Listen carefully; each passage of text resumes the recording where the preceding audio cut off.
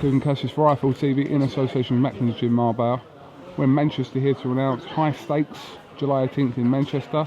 What is the stadium called now? The Manchester Arena. Back to the Manchester Arena. Great stadium, one of my favourites. Arena. Sorry, not stadium. Quigg versus Martinez. Correct. Scott said that after obviously looking at Frampton, blah blah blah, Santa Cruz, and after that this was the most dangerous opponent available. Yeah, I'd go along with that. I mean, if you look down at the rankings, I think Kiko has earned the right as one of the most dangerous and well-respected super bantams in the world. It was an obvious fight for us. It was one that we've wanted for quite some time. Obviously, the comparisons are there between Frampton's last win over Kiko and stuff like that. I just think taking that away, I don't think that's the main reason for taking the fight. I just think it's a great fight. People want Scott Quigg to be tested. People feel like he hasn't had these fights against dangerous opponents. Now he's got one. High stakes is the name of the show, and you get what I'm saying. This is a tough fight, and if he loses this fight, all the dreams of the millions on offer to fight Frampton, etc., are out the window. And I've seen many tweets from people saying they believe that Kiko Martinez will knock Scott Quigg out. Carl Frampton's one of them. So, it's a great fight, great clash of styles. Both kids love to come forward and fight all night. Scott Quigg has been able to overwhelm opponents in the past with punch power, with strength of a lower grade than Kiko Martinez. Can he do it against Kiko Martinez? I believe you're going to see a sensational performance from Scott Quigg. I quite like this fight. It's a good fight. No, it's a good fight.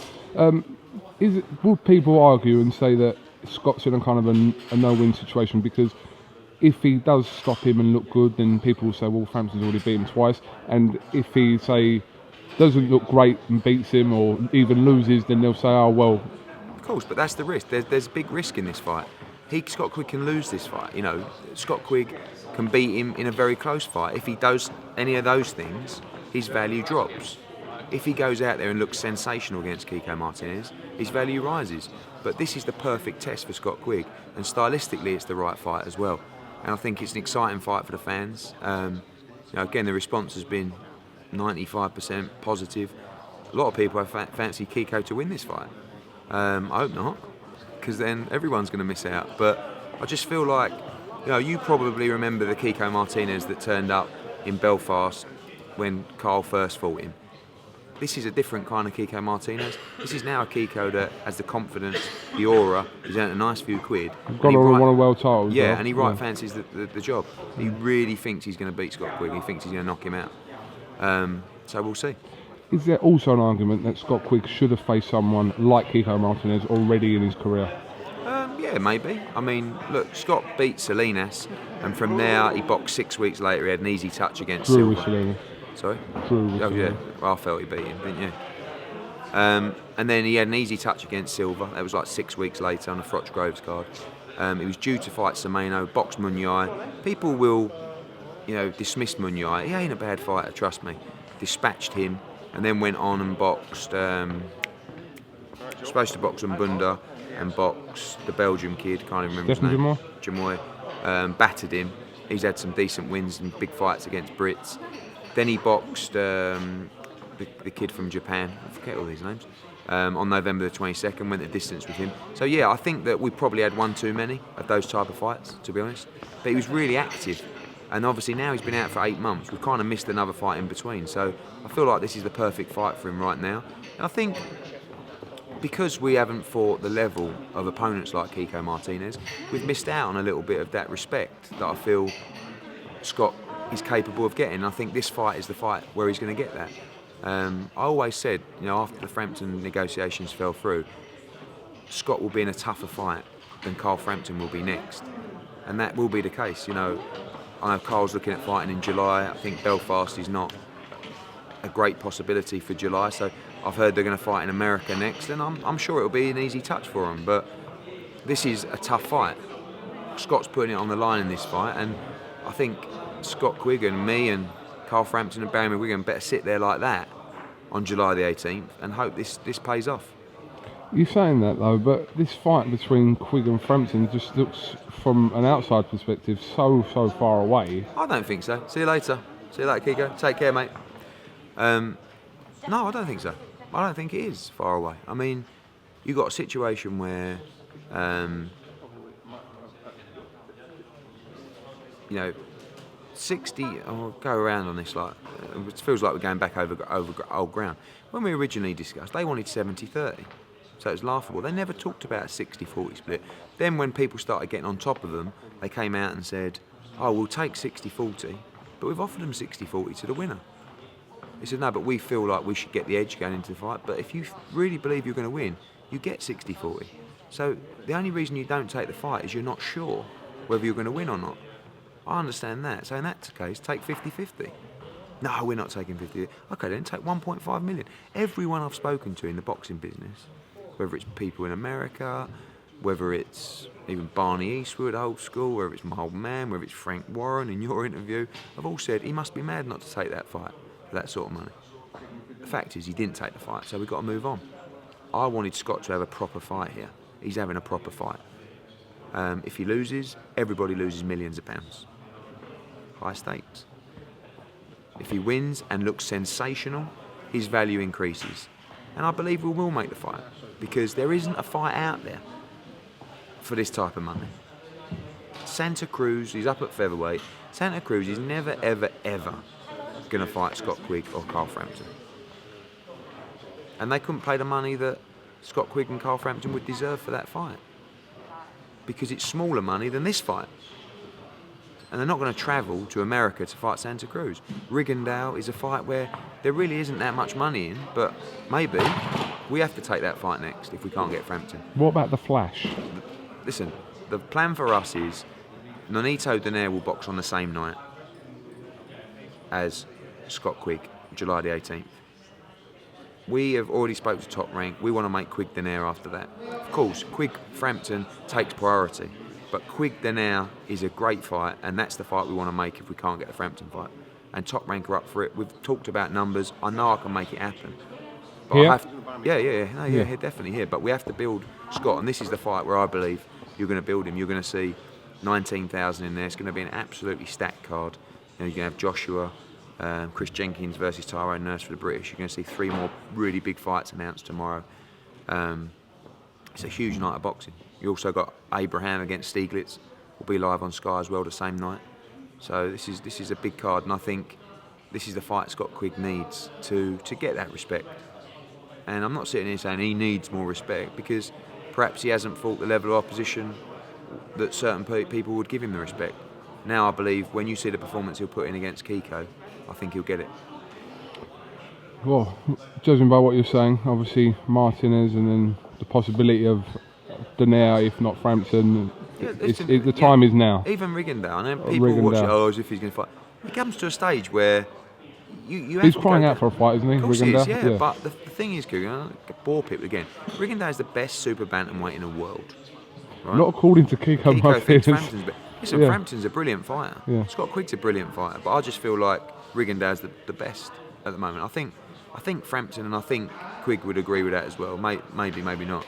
But to fight the very best, surely you've got to be paid top dollar. And at the moment, the fight's not quite big enough. Sure, we can build it. Who knows? If Scott Quigg beats Kiko, then beats Donaire, is the Rigondeaux fight a pay-per-view fight? Well, if it is, then he'll fight him like that, because the money is there. But you can't just sling him in with Rigondeaux for less money than he'd get for fighting, well, significantly less money than he'd get for fighting Frampton, less money than he'd get for fighting Donaire. So, what's the name of the game? High stakes. High stakes. Anthony Joshua will fight on this bill. Obviously, he's fighting the very quiet Kevin Johnson. Oh, brilliant. I mean, we know you told you I picked him for the banter. But do you know, listening to Kevin Johnson, I know he spoke like this before fights and hasn't really whatever, but speaking to him, right, he worries me, because one, he's in great shape, and two, he says, like, I've been waiting for the antidote for a long time, now I've got it, he can't beat me. I'm thinking, what is it? Tell me. But, you know, he's a great talker, and by the time this fight comes around, it's going to be a big, big fight. And it's the perfect fight for Anthony. Is this a measuring stick of not whether he can beat him or not, but whether he can stop him or not? Is that what you're... Yeah, I mean, it's a couple of things. One, we hope he gets some rounds. Two, how fit will he be over the rounds? We know he's a machine. People seem to think, yeah, but I bet he's got no stamina. Does 15 round sparring in the gym, no problem. How hard does he punch? Ask Zumbano Love. Can he stop Kevin Johnson? Johnson's never been stopped. He's got a great chin. I think he's going to stop him. And I think he's going to stop him badly as well. He's really got his bit between the teeth in this fight. He doesn't like Kevin Johnson. And it's the first time where Anthony's just been a little bit rattled. You know? In the past, everything's been very easy, very respectful. Now he's got a guy in his face telling him he's going to knock him out. And I like that. I won't mention who they were, but I spoke to a couple of quite well thought of people in boxing, and they told me they're adamant that Joshua will not stop Kevin Johnson. Most people, well, I say most people, a lot of people in boxing feel like he won't stop Kevin Johnson. He might not, to be honest with you, Coog. I'd almost prefer it if he didn't. One, because he gets 10 rounds. Two, because if he stops Kevin Johnson, it's hard enough to match him in the first place. Do you know what I mean? But Johnson's been training a long time for this fight. You know, is Johnson going to beat Joshua? Might chin him. Who knows? I think Joshua will get hit in this fight. He ain't been hit much in his career so far, has he? You know, but I go back to, I tweeted about it today. Deontay Wilder will box Eric Molina in the first defence of his WBC title. In Molina's last fight, he went 8 rounds. In the final round of the contest, he stopped Zumbano Love, who Joshua just fought, and knocked him out in 2, like easy work. Deontay Wilder's fight before he boxed Steve Hearn in his 33rd fight or whatever, he boxed Jason Gavin. Joshua boxed him in his 11th fight. Now, it's not a comparison between... All I'm saying is about the development. People will criticise Anthony's development. He's doing everything perfectly at the moment. And the Johnson fight is the perfect fight at the perfect time. You know, then we box in July, then we box... He'll have a really big fight on September the 12th at the O2. And that will be his real breakout fight from a national perspective in terms of boxing fans and casual fans watching that fight. You're going to have to look for some decent level for the 18th, though, surely. Yeah, it will be a decent level. I mean, it's not, you know, it's not going to be Dylan White, David Price, you know, Chisora. Those fights are coming on from September the 12th. On July the 18th, he can't, you know, he's done the Gavins, he's done the Zumbano Loves, you know, he needs to get out but listen, let's get this. Good shout for July 18th, Shannon Briggs. Yeah, maybe. Let's go, champ. It's probably a top of the bill of that one. Briggs, Joshua. We've got Quigg Martinez, we've got another major fight to be announced on this show. And we're going to have 2 or 3 British title fights, Anthony Joshua. It's a big night of boxing. You sent a bit of a worrying tweet yesterday regarding one of your fighters, and I wasn't really sure either way. I actually texted him.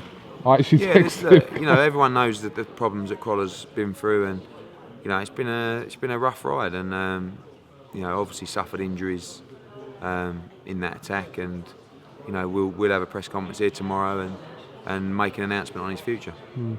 But he's been great for the sport, though, hasn't he, Anthony Crawler? Yeah, look, in general. You know, the aim is to fight again, obviously, and that was always the aim. And you know, obviously, he's got scans, and you know, it's got to be approved by the board, and you know, it's been a difficult moment in his life, and you know, but he's always upbeat, Anthony, and you know, he's very well loved and respected around here. So you know, I think he'll have a future in boxing, whichever way it goes. All right, Eddie Hearn, we'll see you back in Manchester tomorrow. Will do. Spot the Carl Froch lately? How many times? I've done about 20 interviews here at this press conference. Like, can I just ask you about Carl Froch? No. Carl Froch. How many times have I said he needs a fight that's going to light the, you know, I know. And I'm not sure there is a fight. Because what's the reasons for fighting again? Money? Not needed. You never have money in the bank. Listen, even you know, the money's definitely not an issue here. Do you believe Froch's legacy is cemented? In terms of what he's done? In what he's done. I do. Yeah. I mean, the only thing you could argue is like, don't you want to revenge that loss to Andre Ward? And all he can do is answer that honestly, and the answer is, not really. That's being honest, Coog. Do you know what I mean? It's like, not really. I think I love to fight, and that's a boring fight, and Yeah, but Carl, can you rest at night and live with yourself in retirement, know that you didn't avenge your... Yes. Isn't this your job though? This isn't where you come in to go to find him, because that's what you were saying in the interview. Because to KUGAN, go, there isn't a fight that's going to ignite. We've covered all these, you know, the Vegas thing was really nice, and that still appeals to him, right? The Chavez thing would have worked out great, he got beat, right? As time goes on, but when you sit down and go through it, and when you say it's your job, okay, I'll go back to Carl Froch and I'll offer him Chavez, maybe not now, Andre Ward, Golovkin, De Gale, Kessler, Hopkins. These are all fights that we've discussed, and everyone's like, and it's like, it's not the fights, is it? It's in here. That's the difference. It's not, I don't want to fight